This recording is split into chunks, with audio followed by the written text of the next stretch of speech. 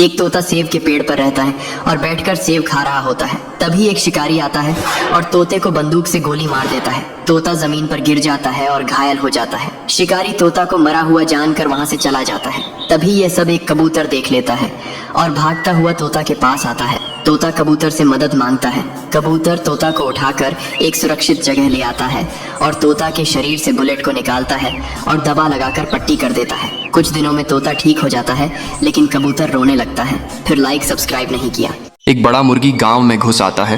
तभी एक बहादुर किसान मुर्गी को रस्सी से पकड़ लेता है और फिर मुर्गी के ऊपर बैठकर गांव में घूमने लगता है।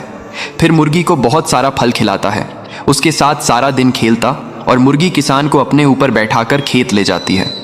किसान मुर्गी को जिम भी करवाता है। एक दिन मुर्गी का पेट दर्द होने लगता है और किसान उदास हो जाता है। तभी मुर्गी एक बड़ा सोने का अंडा देती है और अब मुर्गी रोने लगती है क्योंकि किसी ने लाइक सब्सक्राइब नहीं किया।